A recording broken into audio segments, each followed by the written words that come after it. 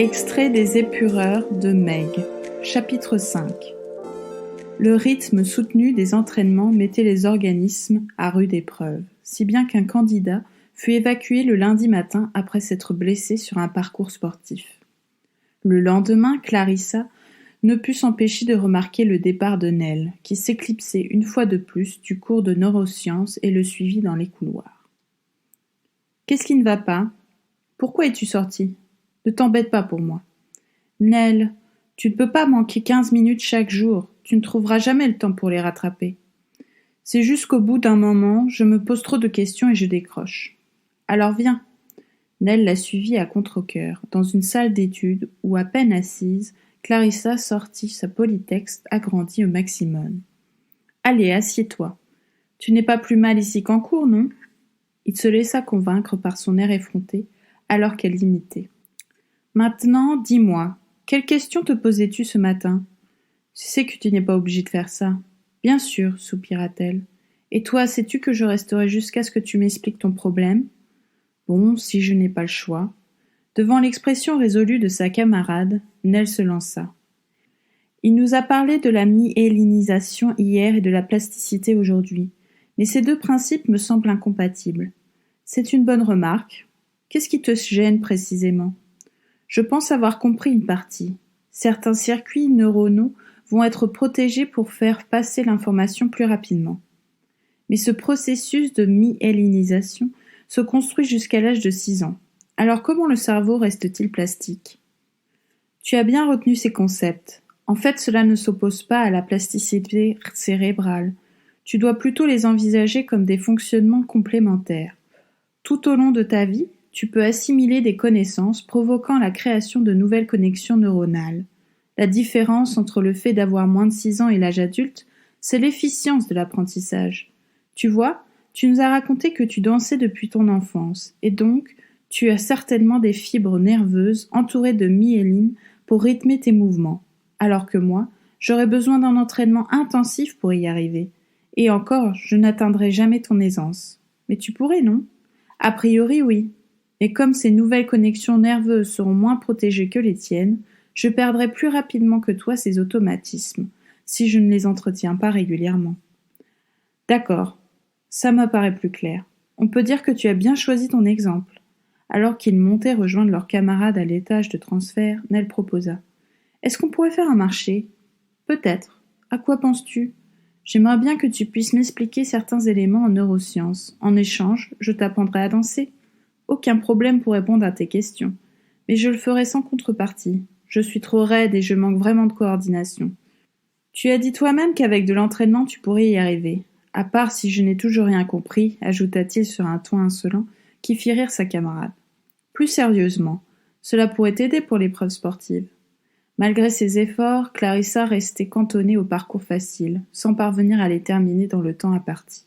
Elle s'était déjà convaincue d'un échec dans ce domaine, pourtant l'enthousiasme de Nell lui faisait presque changer d'idée. « Tu crois vraiment ? » ?»« Bien sûr, avec la danse tu peux maîtriser tes gestes pour pouvoir les accélérer. » Il illustra ses propos en esquissant quelques pas avec une précision éloquente. Elle hésita, puis notant que Nell attendait sa réponse avec espoir, marmonna. « Je ne risque rien à essayer. C'est d'accord, mais ça va être difficile de trouver du temps pour... » Nell l'interrompit avant qu'elle ne change d'avis. « Tu pourrais répondre à mes questions pendant le déjeuner. Il nous suffira de commander des sandwichs et de trouver une salle d'études. » Oui, ce serait possible, surtout qu'on va dans le simulateur juste après. Mais tu dois rester jusqu'à la fin du cours. À vos ordres, chef. Pour ma partie, poursuivit Nell en voyant que sa camarade cherchait à éviter de trouver une solution, tu te lèves 1 heure plus tôt et on se rejoint sur la promenade. Ça te convient ? Tu crois qu'on trouvera un endroit tranquille ? Oui, il n'y a jamais personne. Comment le sais-tu ? Je suis toujours seule le matin. Qu'est-ce que tu fais tous les matins ? Je croyais que tu n'avais même pas le temps de te sécher. C'est parce que je me douche après avoir dansé. J'en ai en quelque sorte besoin pour me sortir bien. Ah ! Donc notre marché ne te fatiguera pas plus qu'avant. Bien joué ! Tu rigoles, j'espère. Il va falloir que je t'apprenne à bouger en rythme. Ce sera épuisant. Clarissa rit de bon cœur, son visage s'éclairant à la recherche d'une nouvelle plaisanterie. Ils se retrouvèrent dès le lendemain sur la promenade, vide comme Nell l'avait indiqué, mais baignée de lumière par le soleil qui dépassait de l'horizon. Sans tarder, il fit jouer de la musique sur sa polytexte pour montrer quelques pas de base. Clarissa, qui ne se sentait pas à l'aise, éprouvait des difficultés pour suivre le tempo.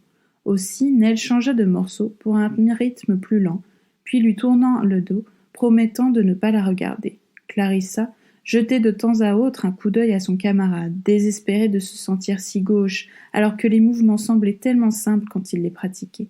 Elle était désormais la dernière à entrer dans le réfectoire, tous les matins, sacrifiant ses copieux petits déjeuners en compagnie de Régo pour une brioche vite avalée. Dès la fin de la semaine, cette organisation porta ses fruits. Nell s'interrogeait de moins en moins sur les cours de neurosciences quand Clarissa n'était plus loin de respecter les délais des parcours faciles. Célène maîtrisait maintenant le transfert et de la perfection. Après avoir testé toutes les possibilités de la salle télétest, elle s'appliquait à conseiller ses camarades à partir de ses sensations de plus en plus précises. Nell, le seul du groupe qui ne parvenait toujours pas à changer d'escale, l'écoutait avec attention. « Tu dois trouver quelque chose qui te permette de te détendre, de ne plus penser à rien, lui dit-elle, alors que les 3 minutes allouées à son essai de transfert s'étaient écoulées. C'est facile à dire, mais comment vider son esprit avec des journées comme les nôtres, grogna Nell. Arrête de râler, tu es le plus serein d'entre nous, ce serait bien que tu le restes. Nell se figea, embarrassée par les réprimandes de Célène, d'ordinaire si effacée. Tu as raison, j'ai essayé de me focaliser sur une partie de mon corps, comme tu le fais, sur une couleur sous les conseils de Régo, sur le ciel ou sur mon lieu préféré comme Clarissa ou Tipom, mais rien ne fonctionne. N'essaie pas d'imiter les autres, il faut trouver ton truc. Peut-être quelque chose qui te calme ou que tu apprécies vraiment. Nell entra dans l'escale qui venait de se libérer, sélectionna le numéro 12 configuré par Célène avant de presser le bouton orange. Il tenta d'oublier qu'il avait réalisé un parcours sportif en un temps record, sa frayeur après la chute de Clarissa dans le simulateur et ses 10 tentatives de transfert ratées depuis le début de l'après-midi. Il se concentra pour utiliser les techniques de ses camarades, en s'imaginant sur sa plage préférée de Guadeloupe, à la tombée de la nuit, mais son souvenir était entaché par les immondices qui avaient envahi ce lieu. Soudain, Célène ouvrit la porte de l'escale. « Il nous reste un quart d'heure, et il n'y a plus grand monde. Tu peux rester ici. Recommence avec le même numéro, lâcha-t-elle d'un ton autoritaire. Elle ne parvenait même plus à cacher son impatience, et Nell s'en voulait de lui faire perdre son temps. Il relança le transfert comme un automate, puis laissa vagabonder son esprit. Il repensa à l'accord passé avec Clarissa, ainsi qu'aux quelques pas esquissés ensemble le matin même, sur l'un de ses morceaux préférés. « Recommence, lui dit Célène, beaucoup plus gentiment. Choisis le numéro 10. « Pourquoi tu as changé d'escale ?»« Mais parce que tu as réussi. Alors réessaie en pensant à la même chose, il ne nous reste plus beaucoup de temps. » N'osant y croire, Nell se remémora de nouveau ce bon moment. Il ressentit l'impression d'être attiré par le ventre que lui avaient décrit ses camarades, et se retrouva face à Célène qui l'applaudit. « Tu as trouvé ! Alors, qu'est-ce que c'est pour toi ? Une chanson ? Je ne sais pas pourquoi je n'y ai pas pensé plus tôt.